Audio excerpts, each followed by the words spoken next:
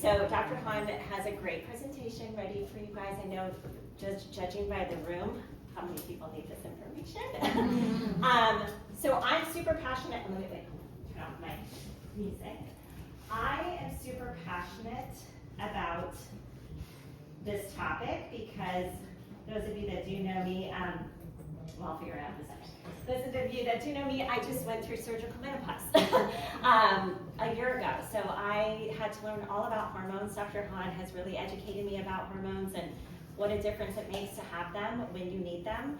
And so I know what an important role they play in lifestyle nutrition. I'm also a nutritional therapy practitioner. So when I work with clients, I think it's so important that they know what's going on in this time in their lives, because when our bodies are changing and we're gaining weight where we don't want to gain weight, or we have headaches and we are sweating and we're moody and chewing bothers you, and it just there's so many things that happen during this time, or you're achy. I mean, everybody goes through it in different ways, and not one person goes through it the same way, right? So I just think it's so important to know your body and know the things that you can do to feel empowered, that you can make changes with nutrition, with lifestyle, with support with Dr. Han. She's been amazing. I just adore her. I think you're gonna love her. And have your questions. We have a raffle at the end. Dr. Han's doing two B12 shots.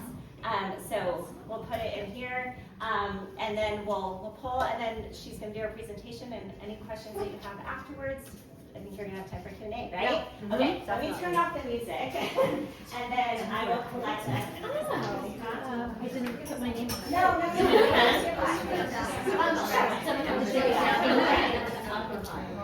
Whichever one, it doesn't matter. Okay. Okay, so and then I'll collect these at the end. We can start. Yeah. Okay. Can everyone see okay? Now there's a little glare. That's great. All right. Thank you so much, Jenny, for hosting this and giving me this idea. I moved here 3 years ago, and I'm just getting settled and trying to get my name out there. And I have a hard time marketing. So she was like, Dr. Han, why don't you come and speak? And I have a lot of friends that I want to share this with. So she offered this beautiful space. Thank you so much. All right, so before I start, I just want to take 3 deep breaths. I know I'm nervous, I'm a little nervous, and I'm just so excited to share this information with you. We live busy lives, we have our kids, we have our families, we have our husbands, we are inundated with stress, and so many times we're in flight or fight. So let's go ahead and take a deep breath. Close your eyes if you want. And just settle into your body. And just take a deep breath and inhale. And an exhale. Deep inhale. And an exhale. And just feeling your breath into your heart, into your bones, into your tissues, and letting it just soften and settle. Another deep breath in and exhale. All right, so my goal here is to educate and empower you and show you the benefits of what hormone replacement is all about. All right, so just a disclaimer, this is for educational purposes only. It does not constitute the practice of medicine, nursing, or other professional healthcare services, including the giving of medical advice. No doctor-patient relationship is formed. The use of this information is at the owner's risk. The content in this presentation is not intended to be a substitute for professional medical advice, diagnosis, or treatments. Users should not disregard or delay from obtaining any medical advice from any medical condition, for any medical condition they have, and they should seek the assistance of their own healthcare professionals for any such conditions. Just have to throw that out there. All right, so who this workshop is for? It's for women who are in their 40s, 50s, 60s, 70s. There is no time limit for when you should get on hormones, actually. I think it's for every age. Even if you're 70, I really do believe that a woman in their 70s can start hormones, and you'll see why. It's for women who are noticing changes in their sleep, in their energy level, their fatigue, maybe gaining weight. You just don't feel like yourself. The biggest complaint I see is just feeling tired all the time. You're wondering why your body might feel different, and you're curious about hormones and how they could make a change and help you feel better. Hopefully, what you'll walk away with is just feeling empowered and not afraid to start hormones if you wanted to. I want you to get a clear picture of what's happening in your body during this perimenopausal and menopausal time, and simple actions that you can use today and walk away with. And an easier understanding of what each hormone does in our body. Okay, just a little bit about me. I graduated from Bastyr University. It's a naturopathic medicine medical university. I went to the Kenmore campus in Seattle, Washington. I graduated in 2009. I did a 2-year residency with Dr. Owen Miller, which was a family practice naturopathic office. And then I opened my own practice in 2011 and have been in practice for about 15 years. I have my own practice in Encinitas, and then I also practice with another naturopath, Kelly Austin, at Prime Wellness in Rancho Bernardo. I specialize in women's health, bioidentical hormone replacement therapy, fertility, chronic GI issues, autoimmunity, thyroid, adrenal support. All right, so what is perimenopause? Every body is different, and so some women can experience perimenopausal symptoms for 2 years, and some women can experience this for 10 years, so there's a big range. Usually women stop their periods for 12 months at 52, so that's the time that you go into menopause. And it's a really tumultuous time where your ovaries can make a bunch of hormones one month and not make any the next month. And so that's why it can feel like a real roller coaster of emotions, of energy, and all these symptoms that come along with it. And the transition can be difficult, and so I'm so glad women are now talking about it, because women have been so scared for the past 20 years because of that study, the WHI study that was done in the early 2000s, which I'll go over. Just common perimenopausal symptoms that you probably know of, but the physical changes are poor energy. You can't get through the day without having to take like a 30-minute or 1-hour nap. Your joints start to ache, your hands might start to ache, you might get low back pain, your knees might start to ache. And then there's a weight gain around the middle that can happen. And then hair loss, like just losing a lot more hair when you take a shower, just seeing a lot more clumps in the drain. And then later symptoms are the hot flashes. And then maybe you might get some night sweats, like 1 week before your period. Menstrual and sexual health, so your cycles can be irregular. You can have like shorter cycles, heavier bleeding, longer cycles, some vaginal dryness, and that vaginal dryness can sometimes present as itching, so just feeling a little itchier, and lower libido. The cognitive emotional, this is a super common symptom, is the poor sleep, especially between 1 and 4. You wake up between 1 and 4 and you just can't go back to sleep. It's like a very restless sleep after that. And that's because estrogen is declining. So when women go on estrogen, they will feel that they can sleep longer and deeper. And then the irritability and the anxiety, and some women, we already might be prone to anxiety or depression, but the anxiety and depression are like fierce. It's more pronounced. And then brain fog, the inability to multitask very well, comes into play. Visual changes. The night vision gets worse, the visual acuity gets worse, and this is all related to estrogen, lowering estrogen. So less common perimenopausal symptoms, although you may already know this, but what's very interesting, is that your cholesterol starts to rise. So your 20s and 30s and early 40s, you might have pristine cholesterol, and then more the mid 40s, your total cholesterol starts to rise, your LDL starts to rise, and your HDL starts to get lower, because that estrogen clears the LDL cholesterol from your liver and makes your liver make more HDL. So that lowering of estrogen, women's cardiovascular risk rises, that cholesterol rises.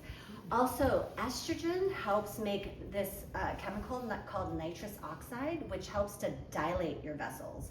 So it helps to open up your vessels, but the lower the estrogen is, that dilation turns into vasoconstriction. So that pressure builds up in our vascular system, and we start to get rising blood pressure. Immune system changes. You might develop more allergies, more histamine responses, more itchiness. You might get sick more easily or stay sick longer. So, and then urinary changes. You might have more increased frequency at night, maybe more susceptibility to UTIs, because that estrogen keeps the vaginal tissue less thin. So with that thinner layer of tissue, then the E. coli can go into the urethra and the bladder and then cause more UTIs. All right. So what happens if you decide to not do hormones and you go into menopause, right? So there's 3 top diseases that can happen. The first is osteoporosis, or bone loss, right? Estrogen keeps your bones stronger, and 25% of bone mass can be lost in the first 2 years of menopause. Cardiovascular disease, the risk increases in women. Women are more prone to Alzheimer's or dementia. 2/3 of women develop dementia compared to 1/3 in men. Colon cancer risk increases, and macular degeneration also increases. So what is bioidentical hormone replacement? What is it? It's basically just hormones that are molecularly the same as what we make in our fertile or perimenopausal years. It is made in a lab, and it does usually come from yams, but it matches identically what our estradiol looks like and our progesterone looks like. All right. But even before we start, going into hormones, I just want to say how important it is to have a healthy terrain. And what I mean by that is usually a healthy gut. Because these hormones, they're metabolized by our liver, our kidneys, and our intestines. And if we're not pooping every day, if we're not eating well, if we're not eating clean and a whole foods diet, all those hormones that we put on our skin will recirculate back into the liver in a more not so great form, and can cause a lot of inflammation.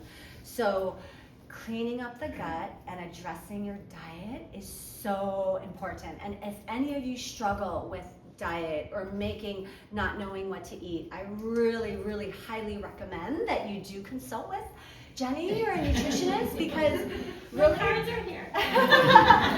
because food is medicine, and you have to start there. You can't do it without a good diet and good digestion.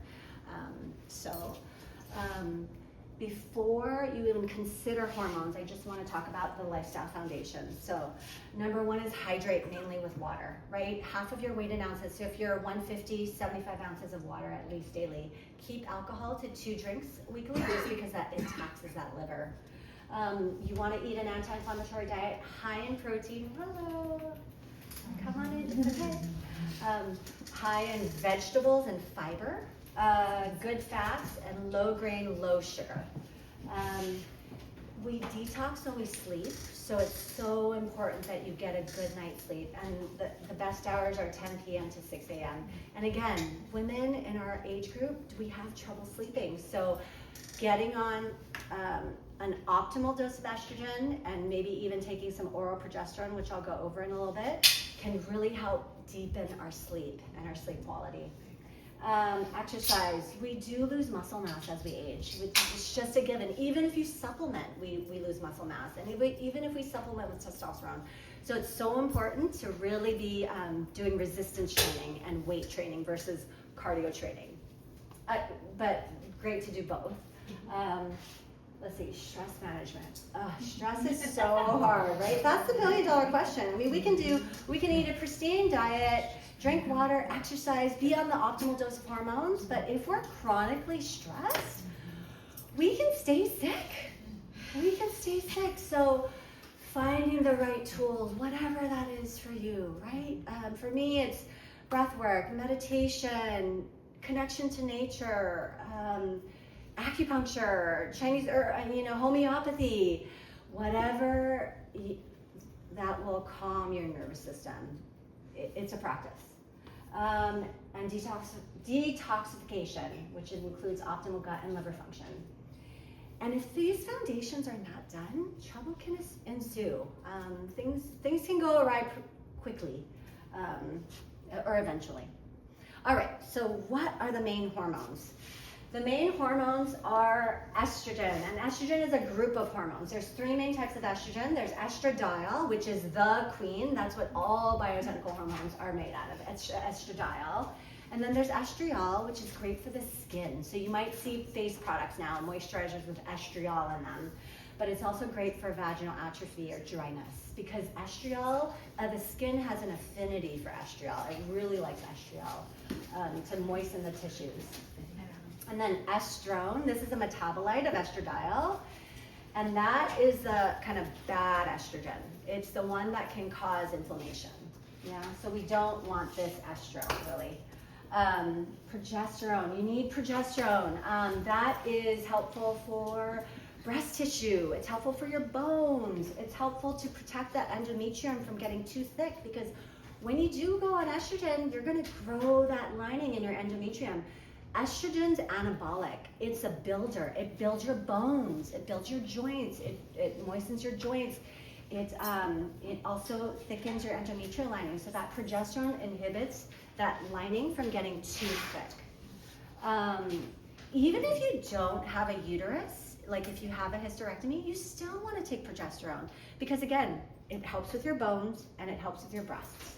And it helps with your brain, especially if you have trouble sleeping. So it does break it down into allopregnanolone and then GABA, which is anxiolytic.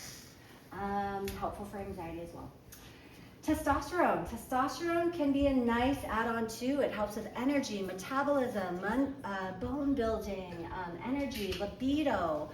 But you don't want to add testosterone until you get estrogen and progesterone optimized because when you add estrogen and testosterone together, your receptors go on sabbatical because basically you introduce estrogen into the body and you have receptors everywhere on your bones, your brain, your uterus, your breast. Those receptors went on sabbatical or they're going on sabbatical as we approach menopause. So when we add an estrogen, we open up those receptors so that estrogen can bind. But if we add testosterone at the same time, testosterone will bind and then estrogen won't be able to work. And we really need estrogen first. Other hormones to consider, DHEA, which is an adrenal hormone, thyroid hormones. All of our endocrine glands they start to decline as we age. And one of the biggest glands are the thyroid. And so you'll see thyroid start to drop. And thyroid looks like perimenopause because it can cause fatigue, constipation, your hair, skin, and nails get dry and brittle. So thyroid hormone is really an important one to check.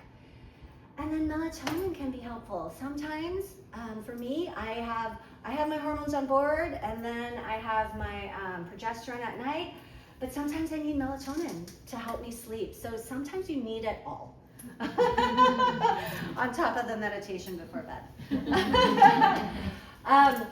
So this is a bit wordy, but it's just estradiol is the queen, and estradiol does so many things. It's cardioprotective, so it helps with the heart muscle. It decreases ischemia. It promotes vasodilation, right? I talked about that NO causing vasodilation. It helps decrease cholesterol, so that cholesterol is not causing plaquing in your coronary arteries. It's helpful for the brain. It is neuroprotective. It inhibits inflammation of the lymphatics in our brain, or the glial cells. It's helpful for our skin. It increases collagen and strengthens the barrier of our skin. It helps with the connective tissue, or urethra, and the vaginal tissue as well. Estrogen inhibits osteoclasts. So osteoclasts like to chomp up bone and break them up. And estrogen inhibits the production of osteoclasts. And when these osteoclasts chomp on the bone, they're releasing calcium, and that calcium can go into your arteries, right, and cause calcification. So let's see, estrogen reduces skeletal muscle damage and inflammation and maintains muscle mass. Now, fat tissue. Estrogen does influence fat tissue making, and one thing about menopause is that because our metabolism starts to decline, we do get more fatty buildup, right? And estrogen, estradiol that we had converts into estrone, which in the fat cells. And so then some menopausal women do have a tendency to just have more estrone. So estradiol does convert back into estrone, back and forth, but if there's more inflammation, that estrone stays stuck in estrone and can't convert back into estradiol. So again, detox, detox, detox. Oh, this slide doesn't look like the one I had, but it's okay. So let's see. Estrogen is so helpful for glucose and insulin as well. It improves insulin sensitivity by enhancing the glucose uptake in cells. It reduces glucose production by the liver, increasing the delivery of insulin to muscles to use it, which helps lower blood glucose. Our enterocytes, our intestinal cells, naturally make GLP-1. You've heard of GLP-1, the semaglutide, the tirzepatide, now there's retatrutide. GLPs, we naturally make them, and they're increased by eating a lot of bitter foods. Bitter lemon, green leafies. And estrogen, as estrogen declines, we make less GLP-1s. So we tend to get more hungry or not easily satiated. Which can lead to increased appetite and glucose dysregulation. Thyroid. So the thyroid also is impacted by estrogen. So as estrogen declines, we have a decrease in TSH regulation, thyroid stimulating hormone, and a decreased hepatic thyroid binding globulin synthesis, which affects the making of free T4, free T3, and those are the hormones that our thyroid makes for energy and metabolism and digestion. And then we get, with decreased estrogen, we get a less conversion of that abundant T4 into that active, strong T3 hormone that we need. And in the WHI study, it was found that estrogen actually protects against colon cancer because it inhibits cell proliferation in the gut, reduces inflammation, promotes cell death in precancerous and cancer cells. Less estradiol creates more trimethylamine oxidase, which is a pro-inflammatory chemical in the colon, and lipopolysaccharides as well, and which can lead to dysbiosis, bloating, SIBO. So lots of things estradiol can do. All right, so progesterone. Progesterone's great for decreased anxiety and via the GABA pathway. It improves thyroid function, actually, maintains muscle tone, decreases that coronary, the heart artery spasm, improves HDL, which is the good cholesterol. And progesterone actually helps osteoblasts make more bone.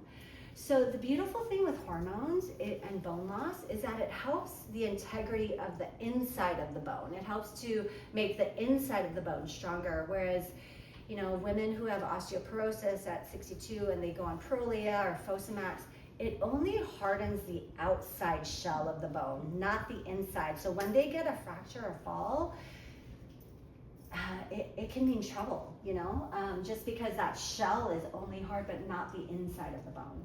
And then we talked about progesterone reducing that endometrial thickening. All right. And testosterone. Okay, so testosterone's great for muscle building, the brain, better energy, bones as well, and then libido as well. Okay. Any questions so far? Okay, I'm gonna go on.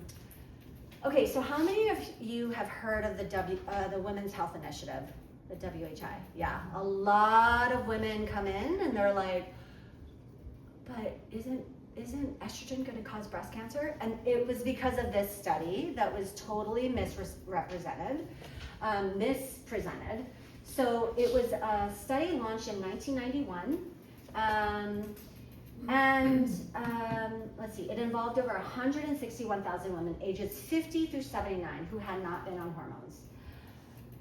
It was stopped in 2002 abruptly, and they were saying, stop, we're gonna stop